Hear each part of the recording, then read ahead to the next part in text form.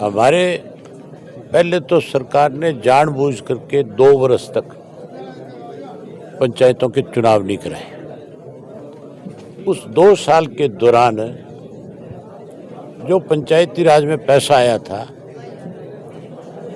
सबसे पहले तो उस पैसे की जांच होनी चाहिए कि सरकार ने वो पैसा कहाँ खर्च किया। उस 2 वर्ष में किसी भी गांव के अंदर कोई विकास के काम में पंचायत की तरफ से पैसा खर्च नहीं किया गया। मैं हर रोज अलग अलग जिलों के अलग अलग गांव में जाता हूं और वहां मैंने लोगों से पूछा है, सब जगह इस बात को लेकर के लोगों में एक रोष है कि जो हमारे गांव में पैसा खर्च होना था वो कहीं कागजों में तो दिखा दिया गया, लेकिन सही मायने में उस पैसे को कहीं खर्च नहीं किया। और उसके बाद जब चुनाव हुआ तो चुनाव के बाद पंचायत को सरकार में बैठे लोग बारी बारी से ये कह रहे थे कि हम पंचायतों को ज़्यादा अधिकार देंगे। अधिकार देने की बजाय अंकुश लगा दिया, और ऐसा अंकुश लगा दिया कि सरपंच जो गांव में विकास के काम के अंदर समय लगाना चाहिए था, आज सारा दिन सड़कों पे, आज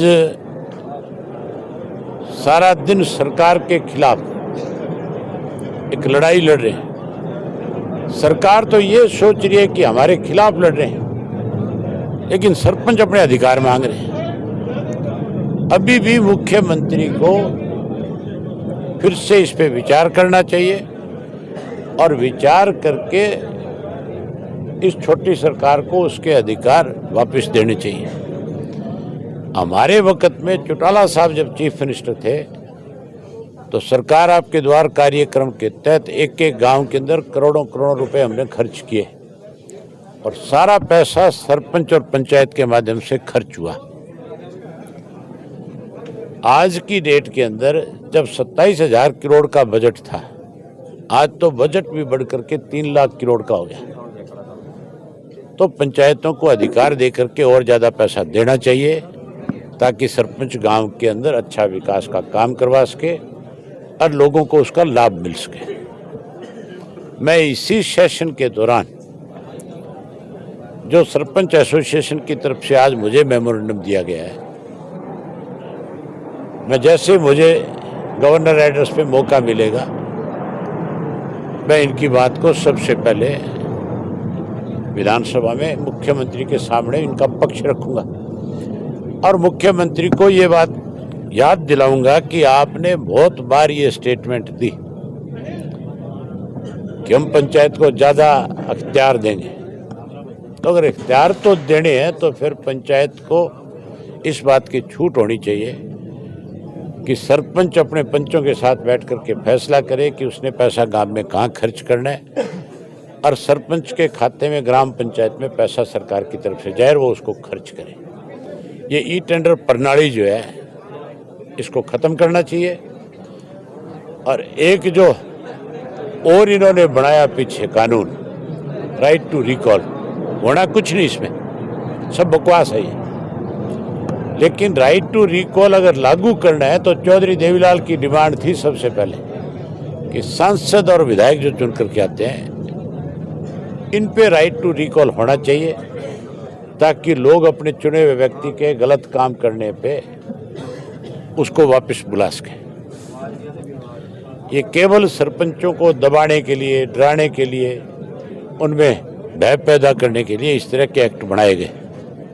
ये खत्म होनी चाहिए और सरपंच को स्वतंत्र रूप से काम करने की छूट होनी चाहिए। मुख्यमंत्री कहते हैं कि जो ई टेंडरिंग की व्यवस्था है वो ऐसे ही जारी रहेगी। जो सरपंच गांव में विकास नहीं करवा रहे हैं, 31 मार्च से जो पैसा दिया है हम वापस ले लेंगे, और जो सरपंच विकास करवा रहे हैं उनको दे देंगे, फिर ये चिल्लाते फिरेंगे। मुख्यमंत्री को बहुत घमंड है, बहुत बड़ी गलतफहमी का शिकार है। जिस दिन इन सरपंचों ने यह फैसला कर लिया कि सरकार के किसी व्यक्ति को हम अपने गांव में नहीं घुसने देंगे, जब किसान आंदोलन चल रहा था तब भी इस मुख्यमंत्री को घमंड हुआ था। तब भी ये मुख्यमंत्री कैमला गांव में हेलीकॉप्टर लेके गया था। उतारा नहीं फिर इसने अपना हेलीकॉप्टर। लोगों के इम्तिहान ना लो, सबर टूट गया तो फिर मुख्यमंत्री के लिए जगह नहीं है इस प्रदेश में। प्रदेश का मुख्यमंत्री है, मुख्यमंत्री के रूप में काम करे, तानाशाह ना बने।